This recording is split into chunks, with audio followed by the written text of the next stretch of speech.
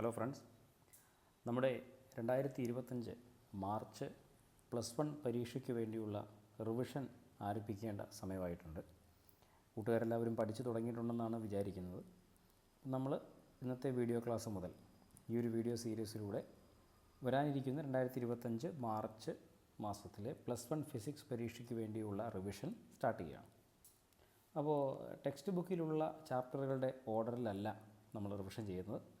നമ്മൾ പരീക്ഷയ്ക്ക് ഏറ്റവും കൂടുതൽ മാർക്കിന് ചോദ്യങ്ങൾ ചോദിക്കാൻ സാധ്യതയുള്ള അധ്യായങ്ങളുടെ വെയിറ്റേജിൻ്റെ അടിസ്ഥാനത്തിലാണ് റിവിഷൻ ചെയ്യുന്നത്. അങ്ങനെ നോക്കുമ്പോൾ നമുക്ക് ആദ്യം റിവിഷൻ ചെയ്യേണ്ട chapter 2 motion in A straight line. സമയം കളയാതെ നമുക്ക് സ്റ്റാർട്ട് ചെയ്യാം. Motion in A straight line എന്ന് പറയുമ്പോൾ ആ കൂടെ ഞാൻ ഓർക്കേണ്ട പ്രധാനപ്പെട്ട ഒരു കാര്യം, this shows 1 dimensional motion. Motion in A straight ലൈനിൽ നമ്മൾ ഡീൽ ചെയ്യുന്നത് മുഴുവൻ 1 ഡയമെൻഷണൽ മോഷനെ പറ്റിയാണ്. ഓക്കെ, ഇവിടെ ആദ്യം നമ്മൾ മനസ്സിലാക്കേണ്ട ഒരു ഐഡിയ എന്ന് പറയുന്നത് സ്പീഡ് എന്നുള്ള കൺസെപ്റ്റാണ്. ഈ സ്പീഡ് എന്ന കൺസെപ്റ്റ് മനസ്സിലാക്കുവാനായിട്ട് ഞാനൊരു സാഹചര്യം പരിഗണിക്കുകയാണ്. നോക്കിക്കോളാം. ഇവിടെ ഒരു പോയിൻ്റ് ഉണ്ട്, മറ്റൊരു പോയിൻ്റ് പരിഗണിച്ചു. ലെറ്റ് ഇറ്റ് ബി P1, ഇത് P2. P1-ൽ നിന്ന് ഒരു ഒബ്ജക്റ്റ് P2-വിലേക്ക് സ്ട്രെയിറ്റ് ലൈനിൽ സഞ്ചരിക്കുന്നു. ഇതാണ് ഇവിടെയുള്ള സാഹചര്യം എന്ന് പറയുന്നത്. P1-ൽ നിന്ന് സ്ട്രെയിറ്റ് ലൈനിൽ ഒരു വസ്തു P2-വിലേക്ക് സഞ്ചരിക്കുന്നു. ഈ മോഷൻ ഒരു സ്ട്രെയിറ്റ് ലൈനിലുള്ള മോഷനാണ്, അഥവാ ഒരു 1 ഡയമെൻഷണൽ മോഷനാണ്. ഈ ഒരു സാഹചര്യം മനസ്സിൽ വെച്ചുകൊണ്ടാണ് ഇനി പറയുന്ന കാര്യങ്ങളെല്ലാം നമ്മൾ വിശദീകരിക്കാനായിട്ട് പോകുന്നത്. അപ്പോൾ ആദ്യം നമുക്ക് വിശദീകരിക്കേണ്ടത് എന്താണ് സ്പീഡ് എന്നുള്ളതാണ്. Speed is equal to total path length divided by time interval. വെറും ടൈം ഇൻ്റർവൽ എന്ന് പറഞ്ഞാൽ മതിയാവില്ല, ഞാൻ ക്ലിയറായിട്ട് ടോട്ടൽ ടൈം ഇൻ്റർവൽ എന്ന് തന്നെ പറയേണ്ടി വരും. അതായത് മൊത്തം സഞ്ചരിച്ച പാതയുടെ നീളം ഡിവൈഡഡ് ബൈ അതിനു വേണ്ടി എടുത്ത മൊത്തം സമയം. ഈ ഒരു റേഷ്യോയാണ് നമ്മൾ സ്പീഡ് എന്ന് സൂചിപ്പിക്കാറുള്ളത്. നമ്മൾ വെറുതെ സ്പീഡ് എന്ന് മാത്രം എഴുതി കഴിഞ്ഞാൽ അവിടെ ഉദ്ദേശിക്കുന്നത് ഇൻസ്റ്റൻറ്റേനിയസ് സ്പീഡാണ്. അപ്പോൾ ഇവിടെ ആവറേജ് സ്പീഡ് എന്താണെന്നുള്ളതാണ് നമുക്ക് ആദ്യം മനസ്സിലാക്കേണ്ടത്. ആവറേജ് സ്പീഡിൻ്റെ ഒരു ഇക്വേഷൻ നമുക്കിങ്ങനെ എഴുതാം. S is equal to x2 minus x1 divided by T2 minus T1. ഇവിടെ ന്യൂമറേറ്ററിൽ കാണുന്നത് ടോട്ടൽ പാത്ത് ലെങ്ത്ത് കണ്ടെത്താനുള്ള ഭാഗമാണ്. ഈ പോയിൻറ്റിനെ x1 എന്നും ഈ പോയിൻറ്റിനെ x2 എന്നും വിളിച്ചാൽ ഈ സ്ട്രെയിറ്റ് ലൈൻ ഡിസ്റ്റൻസ് എന്ന് പറയുന്നത് x2 മൈനസ് x1 ആകും. വസ്തു ഇവിടെ ഉണ്ടായിരുന്നപ്പോൾ ടൈം T1 ആണ്, ഇവിടെ എത്തിയപ്പോൾ ടൈം T2 ആണെങ്കിൽ അതിനെടുത്ത ടൈം ഇൻ്റർവെലിനെ നമുക്ക് T2 മൈനസ് T1 എന്ന് എഴുതാം. അപ്പോൾ ഈ ഇക്വേഷൻ അല്പം കൂടെ പരിഷ്കരിച്ചാൽ delta x divided by delta t എന്നെഴുതാം. ഇതാണ് നമ്മൾ ഓർക്കേണ്ട ഒരു ഇക്വേഷൻ, പ്രധാനപ്പെട്ട ഒരു equation. Average speed is equal to delta X by delta t. ഞാനൊരു കാര്യം എടുത്തു പറയുകയാണ്. ഇവിടെ ഈ പറയുന്നതെല്ലാം 1 ഡയമെൻഷണൽ മോഷൻ്റെ അടിസ്ഥാനത്തിലും ഈ ചിത്രത്തിൽ കാണിച്ചിരിക്കുന്ന മോഷൻ പരിഗണിച്ചുകൊണ്ട് മാത്രമാണ്. അങ്ങനെ എന്തിനാണ് എടുത്ത് പറയുന്നത് എന്നുള്ളത് നമ്മൾ അടുത്ത ചാപ്റ്റർ റിവിഷൻ ചെയ്യുമ്പോൾ ഞാൻ പറയാം.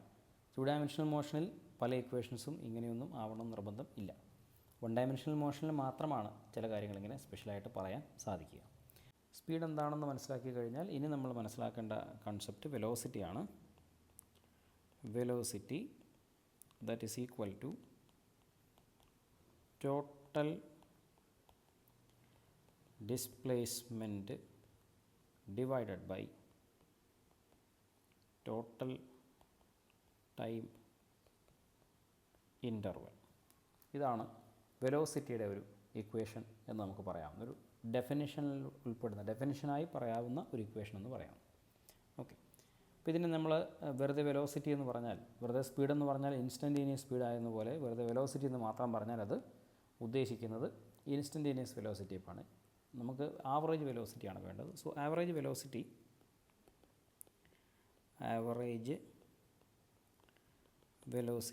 അതിനൊരു ഇക്വേഷൻ എഴുതാൻ സാധിച്ചാൽ V bar is equal to total displacement displacement എന്താണ് എന്നുള്ളത് നമുക്ക് അറിയാവുന്ന കാര്യമാണ്.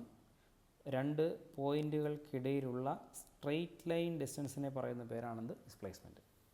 അപ്പോൾ ഇവിടെ ഒരു കാര്യം എന്ന് പറയുന്നത് വൺ ഡയമെൻഷണൽ മോഷൻ ആയതുകൊണ്ട് തന്നെ വസ്തുവിന് ഒരു സ്ട്രെയിറ്റ് ലൈനിലൂടെ മാത്രമേ സഞ്ചരിക്കാൻ കഴിയൂ.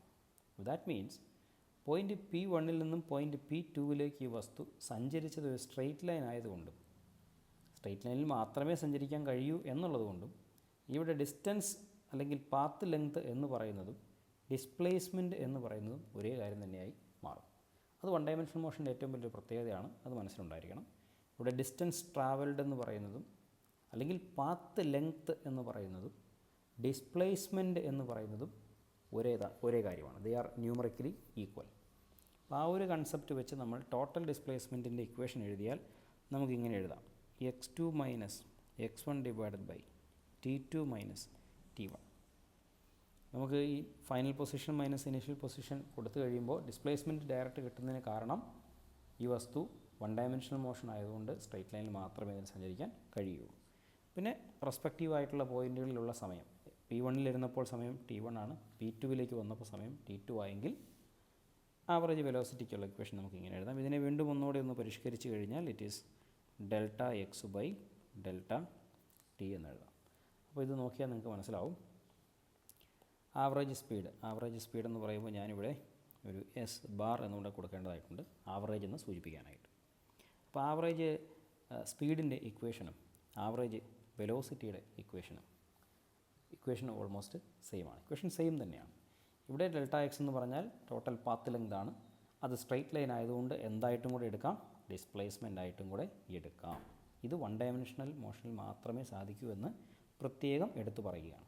ഓക്കെ, വെലോസിറ്റി എന്താണെന്ന് അറിയാം, ആവറേജ് വെലോസിറ്റിയുടെ ഇക്വേഷൻ അറിയാം.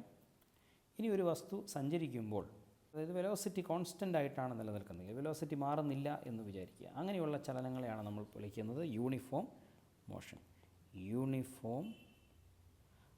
വളരെ പ്രധാനപ്പെട്ട ഒരു ഐഡിയ ആണ് യൂണിഫോം മോഷൻ. യൂണിഫോം മോഷൻ്റെ ഒരു ഡെഫിനിഷനിലേക്ക് നമ്മൾ വന്നു കഴിഞ്ഞാൽ,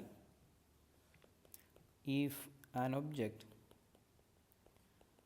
covers equal displacement in equal interval of time, then the object is under uniform motion. ഇങ്ങനെ പറയാം. അതായത് ഒരു വസ്തു അതിൻ്റെ സഞ്ചാരത്തിൻ്റെ പ്രത്യേകത ഇങ്ങനെയാണ്: it covers equal displacement in equal interval of time. Equal displacement in equal interval of time. ഒരു നിശ്ചിത സമയ ഇടവേളകളിൽ അത് കവർ ചെയ്യുന്ന ഡിസ്പ്ലേസ്മെൻറ്റ് സെയിം ആണെങ്കിൽ, കോൺസ്റ്റൻ്റ് ആണെങ്കിൽ, ആ വസ്തു ഏത് മോഷനിലാണെന്ന് പറയാം? യൂണിഫോം മോഷനിലാണെന്ന് പറയാം. അല്ലെങ്കിൽ മറ്റൊരു വിധത്തിൽ ഇങ്ങനെ പറയാം: motion of an object with a constant velocity is called uniform motion. അഥവാ ഒരു വസ്തുവിൻ്റെ ചലനത്തിൽ വെലോസിറ്റി കോൺസ്റ്റൻ്റ് ആണെങ്കിൽ ആ മോഷനെയാണ് നമ്മൾ സിമ്പിളായിട്ട് എന്ത് പറയുക? യെസ്, യൂണിഫോം മോഷൻ എന്ന് പറയും. യൂണിഫോം മോഷൻ എന്താണ് എന്നുള്ള കൺസെപ്റ്റ് ക്ലിയറായിട്ട് മനസ്സിലാക്കുക. ഒറ്റ വാക്കിൽ ഇങ്ങനെ മാത്രം ഏറ്റവും സിമ്പിളായിട്ട് പറഞ്ഞാൽ യൂണിഫോം മോഷൻ എന്താണെന്ന് ചോദിച്ചാൽ velocity remains constant through out the motion. വസ്തുവിൻ്റെ ചലന സമയങ്ങളിൽ എല്ലാം അതിൻ്റെ വെലോസിറ്റിക്ക് മാറ്റമൊന്നുമില്ലെങ്കിൽ അതിനെ വളരെ സിമ്പിളായിട്ട് നമുക്ക് എന്തെന്ന് പറയാം? അതെ, യൂണിഫോം മോഷൻ എന്ന് പറയാം. അപ്പോൾ വെലോസിറ്റി എന്താണ്, ആവറേജ് വെലോസിറ്റി എന്താണ്, സ്പീഡ് എന്താണ്, ആവറേജ് സ്പീഡ് എന്താണെന്നൊക്കെ മനസ്സിലാക്കി. ഇനി നമ്മൾ ഒരു സ്പെഷ്യൽ കേസ് പരിഗണിക്കുകയാണ്. വെലോസിറ്റിയുടെ തന്നെ ഒരു സ്പെഷ്യൽ കേസ് പരിഗണിക്കുക. അതിനുശേഷം നമുക്കതിനെ സ്പീഡിലേക്കും കൂടെ എക്സ്റ്റെൻഡ് ചെയ്യാം. ആ ഐഡിയ ഇതാണ്: ഇൻസ്റ്റൻറ്റേനിയസ് വെലോസിറ്റി. എന്താണ് ഇൻസ്റ്റൻറ്റേനിയസ് വെലോസിറ്റി? നമ്മുടെ ക്വസ്റ്റ്യൻ പേപ്പറിൻ്റെ എ പാർട്ടിൽ ഒരുപക്ഷെ ഇങ്ങനൊരു ചോദ്യം വരാം: write the equation of instantaneous velocity. Instantaneous വെലോസിറ്റിയുടെ ഇക്വേഷൻ എഴുതുക. അപ്പോൾ അതിനാദ്യം എന്താണ് ഇൻസ്റ്റൻറ്റേനിയസ് വെലോസിറ്റി എന്ന് മനസ്സിലാക്കണം. അപ്പോൾ നമുക്ക് ഏറ്റവും സിമ്പിളായിട്ടുള്ളൊരു ഡെഫിനിഷൻ പറഞ്ഞാൽ velocity of an object at any instant of time is called instantaneous velocity. ഒരു വസ്തുവിൻ്റെ ഏതൊരു ഇൻസ്റ്റൻറ്റിലുമുള്ള സമയത്തിൻ്റെ ഏതൊരു ഞൊടിയിടയിലുമുള്ള ഏതൊരു ഇൻസ്റ്റൻറ്റ് ഓഫ് ടൈമിലുമുള്ള വെലോസിറ്റിയെ വിളിക്കുന്ന പേരാണത് ഇൻസ്റ്റൻറ്റേനിയസ് വെലോസിറ്റി. അതെങ്ങനെയാണ് ഞൊടിയിടയിലുള്ള വെലോസിറ്റി ആക്കുന്നതെന്ന് നമ്മൾ പഠിച്ചിട്ടുണ്ട്. നമ്മുടെ ആവറേജ് വെലോസിറ്റിയുടെ ഇക്വേഷൻ ഇങ്ങനെയാണ്: x2 minus x1 divided by t2 minus t1 അല്ലേ? അതല്ലെങ്കിൽ delta X by delta t. നമ്മൾ ഈ ഡെൽറ്റ ടി അഥവാ t2 മൈനസ് t1നെ വളരെ വളരെ ചെറുതാക്കുകയാണെന്ന് വിചാരിക്കുക. എന്ന് പറഞ്ഞാൽ t1ഉം t2ഉം തമ്മിലുള്ള അന്തരം വളരെ കുറവാണ്. t1ഉം t2ഉം വളരെ അടുത്ത രണ്ട് സമയങ്ങളാണെങ്കിൽ ആ രണ്ട് സമയങ്ങൾക്കിടയിലുള്ള വ്യത്യാസം വളരെ ചെറുതായിരിക്കുമല്ലോ. അന്നേരം അങ്ങനെ വളരെ വളരെ ചെറുതാക്കിയാൽ, ഒറ്റ വാക്കിൽ പറഞ്ഞു കഴിഞ്ഞാൽ say t2 minus t1 is tending to 0. എഴുതി വച്ചിരിക്കുന്ന വാചകം ഇങ്ങനെയാണ് വായിക്കേണ്ടത്: ടെൻഡിങ് ടു. ഓക്കെ, ആരോ മാർക്ക് ഇട്ടത് കൺഫ്യൂഷൻ ആക്കണ്ട. ഇവിടെ ഉദ്ദേശിക്കുന്നത് ടെൻഡിങ് ടു എന്നാണ് ഈ സിമ്പിൾ കൊണ്ട് ഉദ്ദേശിക്കുന്നത്. അതായത് t2 മൈനസ് t1ൻ്റെ വാല്യൂ 0യോട് വളരെ അടുത്ത് നിന്നാൽ ആ ടൈം ഇൻ്റർവൽ, ഇവിടെ കാണുന്ന ടൈം ഇൻ്റർവൽ വളരെ വളരെ വളരെ വളരെ വളരെ ചെറുതാണെങ്കിൽ അപ്പോൾ നമുക്ക് ആവറേജ് വെലോസിറ്റിയുടെ ഒരു ഇക്വേഷൻ എഴുതി കഴിഞ്ഞാൽ അത് വളരെ വളരെ ചെറിയ സമയ ദൈർഘ്യത്തിലേക്ക് ഉള്ള ഒരു ആവറേജ് വെലോസിറ്റി ആയി. അങ്ങനെ വളരെ ചെറിയ സമയത്തേക്കുള്ള ആവറേജ് വെലോസിറ്റിയെ തന്നെയാണ് നമ്മൾ എന്ത് പറയുക? ഇൻസ്റ്റൻറ്റേനിയസ് വെലോസിറ്റി എന്ന് പറയുക. ഇതാണ് ഐഡിയ. ഇത് ടെക്നിക്കലി എങ്ങനെ പറയുമെന്ന് ചോദിച്ചാൽ, ആവറേജ് വെലോസിറ്റിയുടെ ഇക്വേഷനിൽ ടൈമിന് നമ്മൾ ലിമിറ്റ് കൊടുക്കുന്നു. ആ ലിമിറ്റ് ഇങ്ങനെയാണ്: time limit tending to 0. Time limit വളരെ വളരെ ചെറുതാണ്. Limit the value of time interval into nearly 0. ആ സമയത്ത് കിട്ടുന്ന ആവറേജ് വെലോസിറ്റിയാണെന്ന് പറയുക ഇൻസ്റ്റൻറ്റേനിയസ് വെലോസിറ്റി എന്ന് പറയുക. അപ്പോൾ എങ്ങനെയാണ് നമുക്ക് ആ ഇൻസ്റ്റൻറ്റേനിയസ് വെലോസിറ്റിയെ ടെക്നിക്കലി ഡിഫൈൻ ചെയ്യുക എന്ന് പറഞ്ഞു കഴിഞ്ഞാൽ ഞാനതൊന്ന് എഴുതാം. Okay,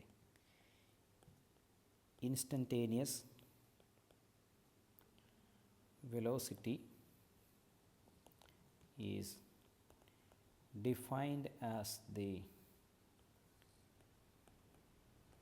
limit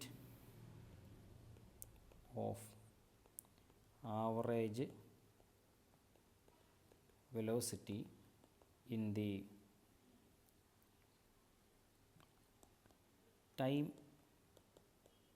interval delta t becomes infinitesimally small. ഇതാണ് ഇതിൻ്റെ ഡെഫിനിഷൻ. ഇത് നോട്ട്ബുക്കിൽ റിവിഷൻ ചെയ്യുന്നവർ ഒന്നെങ്കിൽ സ്കൂളിലെ നോട്ട്ബുക്ക് നോക്കി എൻ്റെ വീഡിയോടൊപ്പം നമുക്ക് ഒരുമിച്ച് പഠിച്ചു പോകാം, അല്ലെങ്കിൽ ഒരു ചെറിയ നോട്ട്ബുക്കിലേക്ക് അല്ലെങ്കിൽ ഒരു ചെറിയ പേപ്പറിലേക്ക് ഈ കാര്യങ്ങൾ അന്നേരം ഒന്ന് എഴുതി പോവുകയാണെങ്കിൽ അത് നന്നായിരിക്കും. ഓക്കെ, ഇത്രയേ ഉള്ളൂ. നമ്മൾ ആവറേജ് വെലോസിറ്റിക്ക് ഒരു ലിമിറ്റ് കൊടുക്കുന്നു. എങ്ങനെയാണെന്ന് വെച്ചാൽ time interval delta t becomes infinitesimally small. അതായത് വളരെ വളരെ വളരെ ചെറിയ ഒരു ടൈം ഇൻ്റർവെല്ലിലേക്ക് എന്ന് പറഞ്ഞ് നമ്മൾ ആ ടൈം ഇൻ്റർവെല്ലിന് വളരെ ചെറുത് എന്നൊരു ലിമിറ്റ് കൊടുത്തു കഴിഞ്ഞാൽ അന്നേരം എഴുതുന്ന ആവറേജ് വെലോസിറ്റിയുടെ ഇക്വേഷൻ തന്നെയാണ് ഇൻസ്റ്റൻറ്റേനിയസ് വെലോസിറ്റി എന്ന് പറയും. നമ്മളൊരു മാത്തമാറ്റിക്കൽ എക്സ്പ്രഷനിലേക്ക് നോക്കിയാൽ ഇൻസ്റ്റൻറ്റേനിയസ് വെലോസിറ്റി വെറുതെ വി എന്ന് എഴുതിയാൽ മതി. ആവറേജ് ആയിരുന്നെങ്കിൽ നമ്മൾ വി ബാർ എന്ന് എഴുതിയാൽ v is equal to limit delta T tends to 0. അതായിരുന്നു നമ്മുടെ ലിമിറ്റ്. ഡെൽറ്റ ടി എന്ത് ചെയ്യുന്നു? 0യിലേക്ക് tends to 0 delta X by delta t. ഇത് നോക്കിയാൽ നിങ്ങൾക്ക് മനസ്സിലാകും ഈ സാധനം വി ബാർ തന്നെയാണ്, ശരിയല്ലേ? Delta X by delta t എന്ന് എഴുതുന്നത് എന്താ? വി ബാർ തന്നെയാണ്. പ്ലസ് അതിനൊരു ലിമിറ്റോടെ ഇങ്ങനെ കൊടുത്തിട്ടുണ്ടെന്നേ ഉള്ളൂ, limit delta T tends to 0. അപ്പോൾ ഈ ഇക്വേഷൻ ഇങ്ങനെ മാറുന്നു. That is equal to t x by D t. This is the equation, t x by D T.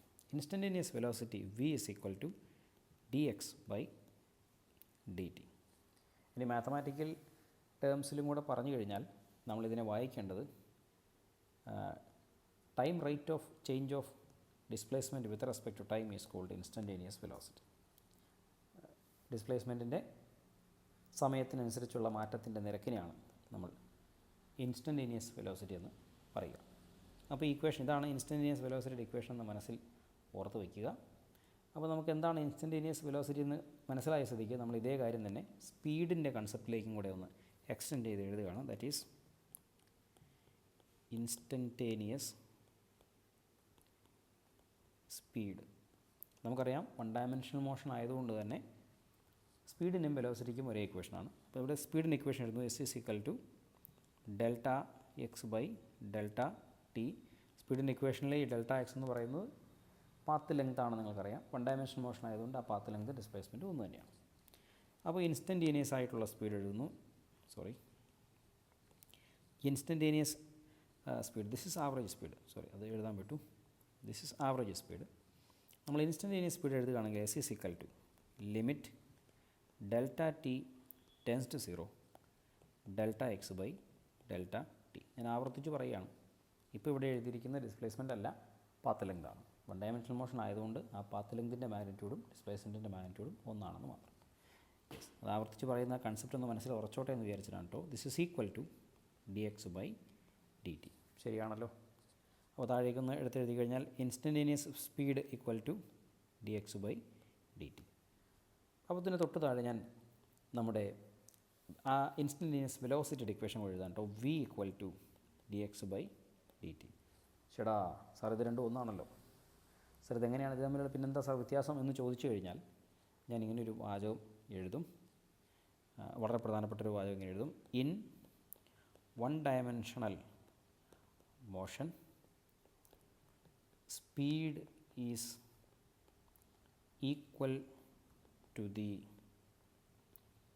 Magnitude of velocity. ഇങ്ങനെ വളരെ പ്രധാനപ്പെട്ടൊരു വാചകം ഞാൻ ഇങ്ങനെ എഴുതും. അതായത് വൺ ഡയമെൻഷണൽ മോഷനിൽ മാത്രം സ്പീഡ് എന്ന് പറയുന്നത് വെലോസിറ്റിയുടെ മാഗ്നിറ്റ്യൂഡിന് ഈക്വലാണ്. വെലോസിറ്റി ഒരു വെക്ടറാണെന്ന്. ആ വെക്ടറിൽ നിന്ന് വൺ ഡയമെൻഷണൽ മോഷനിൽ മാത്രമെന്ന് ഞാൻ ആവർത്തിച്ച് പറയാൻ കേട്ടോ. വൺ ഡയമെൻഷണൽ മോഷനിൽ വെലോസിറ്റിയുടെ ഡയറക്ഷൻ അങ്ങോട്ട് മാറ്റിയാൽ പിന്നെ എന്താണോ കിട്ടുക ആ സാധനത്തിനാണ് നമ്മളെന്ത് പറയുക, സ്പീഡ് എന്ന് പറയുക. എപ്പോഴാണ് പറയുക, ഏത് സാഹചര്യത്തിൽ മാത്രമേ പറയാൻ പറ്റുള്ളൂ? വൺ ഡയമെൻഷണൽ മോഷനിൽ മാത്രമേ പറയാൻ പറ്റൂ. ടു ഡയമെൻഷണൽ മോഷനിൽ നമുക്കങ്ങനെ പറയാൻ കഴിയില്ല. അപ്പോൾ ഐഡിയ ക്ലിയർ ആയെന്ന് വിചാരിക്കുന്നു. ഓക്കെ. അപ്പോൾ അങ്ങനെയാണെങ്കിൽ നമ്മൾ അടുത്ത കൺസെപ്റ്റിലേക്ക് പോവുകയാണ്. ദാറ്റ് ഈസ്, അത് നിങ്ങൾക്ക് ഇപ്പോൾ തന്നെ മനസ്സിലായിട്ടുണ്ടാവും അല്ലേ, അതാണ് acceleration. Right, acceleration. Next important concept is acceleration. എന്താണ് ആക്സിലറേഷൻ എന്ന് ചോദിച്ചാൽ, acceleration equal to velocity divided by time. അതായത് ഒരു വസ്തുവിൻ്റെ ചലനവേളയിൽ ചലിച്ചുകൊണ്ടിരിക്കുമ്പോൾ അതിൻ്റെ വെലോസിറ്റിയും മാറുകയാണ്. വെലോസിറ്റി മാറുന്നില്ലായിരുന്നെങ്കിൽ യൂണിഫോം മോഷനാണെന്ന് നമ്മൾ ഓൾറെഡി പഠിച്ചു. വെലോസിറ്റി മാറുകയാണ്, സമയത്തിനനുസരിച്ച് വെലോസിറ്റിക്ക് മാറ്റം വരികയാണെങ്കിൽ അന്നേരം ആ വസ്തുവിന് കൈവരുന്ന പ്രോപ്പർട്ടിയാണെന്ത്, ആക്സിലറേഷൻ. അപ്പോൾ മുൻപ് പഠിച്ച കൺസെപ്റ്റുകളുടെയൊക്കെ അടിസ്ഥാനത്തിൽ നമുക്ക് ഓരോന്നോരോന്നായിട്ട് എഴുതാം. First one is average acceleration. Average acceleration. എൻ്റെ കൈയക്ഷരം കുറച്ച് മോശമാവുന്നുണ്ടെന്ന് എനിക്കറിയാം. ഈ സ്ക്രീനിൽ എഴുതുന്നതുകൊണ്ടാണ്, പിന്നെ വേഗത്തിൽ എഴുതുന്നതുകൊണ്ടാണ്. വേഗത്തിൽ എന്തിനാണ് എഴുതുന്നതെന്ന് ചോദിച്ചാൽ വെറുതെ വീഡിയോ വലിച്ചു നീട്ടണമല്ലോ എന്ന് കരുതിയിട്ടാണ്. കൈയക്ഷരം നന്നാക്കിയാൽ വീഡിയോയുടെ ലെങ്ത് വല്ലാതെ കൂടും. അപ്പോൾ ആ ലെങ്ത് നിങ്ങൾക്ക് പ്രശ്നമല്ലെങ്കിൽ ഇത്തിരി പതുക്കെ നല്ല കൈയക്ഷരത്തിൽ എഴുതാം. ലെങ്ത് പ്രശ്നമാണെങ്കിൽ മാത്രമാണ് ഇങ്ങനെ നീട്ടി എഴുതുന്നത്. ഞാൻ എന്തായാലും എഴുതുന്നത് പറയുകയും ചെയ്യുന്നുള്ളതുകൊണ്ട് അതിൻ്റെ കൂടെ കേട്ട് നിങ്ങൾക്ക് എഴുതാവുന്നേ ഉള്ളൂ. എന്തായാലും അതിൻ്റെ ഒരു അഭിപ്രായം താഴെ കമൻറ്റ് ബോക്സിൽ ഇടുക. വീഡിയോയുടെ ലെങ്ത് കുഴപ്പമില്ലെങ്കിൽ കുഴപ്പമില്ല സാർ, നന്നായി എഴുതിയാൽ മതിയെന്നോ, അല്ലെങ്കിൽ ഈ കൈയക്ഷരം ഓക്കെയാണ്, ഇത് വായിക്കാനും മനസ്സിലാക്കാനും പറ്റുന്നുണ്ടെങ്കിൽ ആ കാര്യം ഒന്ന് അറിയിക്കുക. അപ്പോൾ അതെനിക്ക് കൂടുതൽ കണ്ടൻറ്റ് ക്രിയേറ്റ് ചെയ്യുമ്പോൾ ഇത്ര നന്നായിട്ട് ചെയ്യാനുള്ള ഒരു ഹെൽപ്പായിട്ട് വരും. ഓക്കെ, ശരി. ആവറേജ് ആക്സലറേഷനിലേക്ക് പോകാം. മുമ്പ് എഴുതിയ പോലെ തന്നെ a bar is equal to v2 minus v1 divided by t2 minus t1. That is equal to delta v by delta t. അപ്പോൾ നമ്മൾ ആവറേജ് ആക്സിലറേഷൻ്റെ ഇക്വേഷൻ എഴുതി, delta v by delta t. അടുത്ത പോയിൻ്റ് എന്തായിരിക്കും? Yes, instantaneous acceleration. Instantaneous acceleration. അതെങ്ങനെ എഴുതുക? Simply a is equal to, instantaneous ആണല്ലോ, simply a is equal to limit delta T tends to 0 delta v by delta t. നമ്മൾ പറഞ്ഞതുപോലെ ഇത് average acceleration തന്നെയാണ്, അതിനൊരു ലിമിറ്റ് കൊടുക്കുന്നു. അപ്പോൾ അതെന്തായി മാറി? ഇൻസ്റ്റൻറ്റേനിയസ് ആക്സലറേഷൻ ആയിട്ട് മാറി. And on the right hand side it become d v by t t. അപ്പോൾ ഒരു ഇക്വേഷൻ എഴുതിയാൽ instantaneous acceleration equal to d v by D t. Mathematical ടേംസിൽ പറഞ്ഞു കഴിഞ്ഞാൽ rate of change of velocity with respect to time, that is instantaneous acceleration. സമയാനുസൃതമായ വെലോസിറ്റിയുടെ മാറ്റത്തിൻ്റെ നിരക്കിനെയാണ് നമ്മൾ എന്ത് പറയുക? ഇൻസ്റ്റൻറ്റേനിയസ് ആക്സലറേഷൻ അല്ലെങ്കിൽ ഞൊടിയിടയിലുള്ള ആക്സലറേഷൻ എന്ന് പറയുന്നു. ആക്സലറേഷനുമായി ബന്ധപ്പെട്ട് ഓർത്തിരിക്കാവുന്ന ചില കാര്യങ്ങൾ ഇങ്ങനെയാണ്. ആക്സലറേഷൻ ഒരു വെക്ടറാണ്, ജസ്റ്റ് ലൈക്ക് വെലോസിറ്റി. പിന്നെ ആക്സലറേഷൻ്റെ യൂണിറ്റ് എന്ന് പറയുന്നത് മീറ്റർ പെർ സെക്കൻഡ് സ്ക്വയർ ആണ്. വെലോസിറ്റി ആയിരുന്നെങ്കിൽ അത് മീറ്റർ പെർ സെക്കൻഡ് എന്ന് ആയേനെ. ദെൻ വെലോസിറ്റി പോസിറ്റീവോ നെഗറ്റീവോ ആകാം എന്നുള്ളത് കൊണ്ട് തന്നെ നമ്മുടെ ആക്സലറേഷനും പോസിറ്റീവോ നെഗറ്റീവോ ആകാം. ആ കേസ് കൂടെ നോക്കാം. Let's say positive acceleration.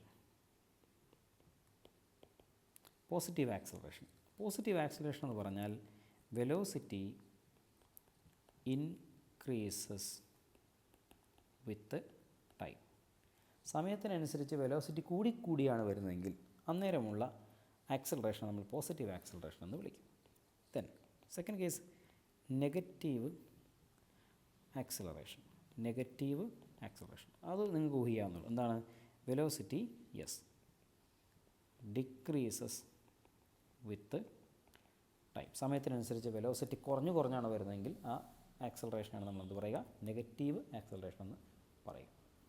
ഈ നെഗറ്റീവ് ആക്സിലറേഷൻ എന്ന് പറയുന്ന ആളുടെ ഒരു ചെല്ലപ്പേരുണ്ട് കേട്ടോ. നെഗറ്റീവ് ആക്സിലറേഷൻ ഒരു ചെല്ലപ്പേരാണ്, അതാണ് റിട്ടാർഡേഷൻ. ക്വസ്റ്റ്യൻ പേപ്പറിൽ ഇങ്ങനൊരു വാക്ക് കണ്ടാൽ ഞെട്ടണ്ട. റിട്ടാർഡേഷൻ എന്ന് പറഞ്ഞു കഴിഞ്ഞാൽ അതിൻ്റെ അർത്ഥം നെഗറ്റീവ് ആക്സിലറേഷൻ എന്ന് തന്നെയാണ്. ഇനി വസ്തുവിൻ്റെ വെലോസിറ്റി മാറുന്നില്ലായിരുന്നെങ്കിൽ നമ്മൾ പറഞ്ഞു യൂണിഫോം മോഷനാണ്. അത് തന്നെ ഇവിടെയും ആപ്ലിക്കബിളാണ്. ഫോർ എക്സാമ്പിൾ, ഇപ്പോൾ വസ്തുവിൻ്റെ ആക്സിലറേഷൻ മാറുന്നില്ല എന്ന് വിചാരിക്കുക. That means acceleration is A constant. Acceleration constant ആണെങ്കിൽ അതിൻ്റെ അർത്ഥം വെലോസിറ്റിക്കുണ്ടാകുന്ന മാറ്റം കോൺസ്റ്റൻ്റ് ആണെന്നാണ്. ശരിയാണോ ഞാൻ പറയുന്നത്? എന്തായിരുന്നു ആക്സിലറേഷൻ എന്ന് പറയുന്നത് തന്നെ വെലോസിറ്റിക്ക് ഉണ്ടാകുന്ന മാറ്റമാണ്. വെലോസിറ്റിക്ക് ഉണ്ടാകുന്ന ആ മാറ്റം കൂടിയാണ് വരുന്നതെങ്കിൽ പോസിറ്റീവ് ആക്സിലറേഷൻ എന്നും കുറഞ്ഞാണ് വരുന്നതെങ്കിൽ നെഗറ്റീവ് ആക്സിലറേഷൻ എന്ന് പറയും.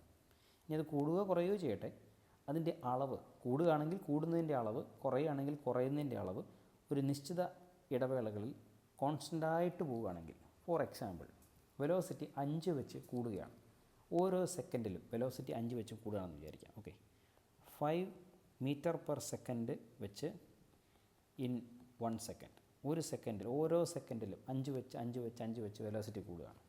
അപ്പോൾ അതിൻ്റെ ഒരു ടൈം ട്രാക്ക് വരച്ച് കഴിഞ്ഞാൽ ഇങ്ങനെ എഴുതാൻ പറ്റും. ഫസ്റ്റ് സെക്കൻഡിൽ വെലോസിറ്റി 5 ആണ്, ഇത് ടൈമാണ്, ഇത് വെലോസിറ്റിയാണ്. ഓക്കെ, ഫസ്റ്റ് സെക്കൻഡിൽ വെലോസിറ്റി എന്ന് പറയുന്നത് 5 ആണ്. രണ്ടാമത്തെ സെക്കൻഡിൽ 5 + 5 ആയി, ശരിയല്ലേ? 10 ആയി. ആദ്യം 5 മീറ്റർ പെർ സെക്കൻഡ് ആയിരുന്നു, ഇപ്പോൾ 10 മീറ്റർ പെർ സെക്കൻഡാണ്. മൂന്നാമത്തെ സെക്കൻഡിൽ 5 + 5 ആയി 15 മീറ്റർ പെർ സെക്കൻഡാണ്. അപ്പോൾ ഓരോ സെക്കൻഡിലും കൃത്യമായ ഒരു വാല്യൂ വെലോസിറ്റി കൂടി വരികയാണ്. 5 വെച്ച് കൂടുകയാണ്. അപ്പോൾ നമ്മൾ എന്താ മനസ്സിലാക്കേണ്ടത്? വെലോസിറ്റിയുടെ മാറ്റം കോൺസ്റ്റൻ്റ് ആണ്. വെലോസിറ്റി കോൺസ്റ്റൻ്റ് ആണെന്നല്ല, വെലോസിറ്റിക്ക് ഉണ്ടാകുന്ന മാറ്റം കോൺസ്റ്റൻ്റ് ആണ്. വെലോസിറ്റിക്ക് ഉണ്ടാകുന്ന ആ മാറ്റത്തിൻ്റെ പേരാണ് ആക്സിലറേഷൻ.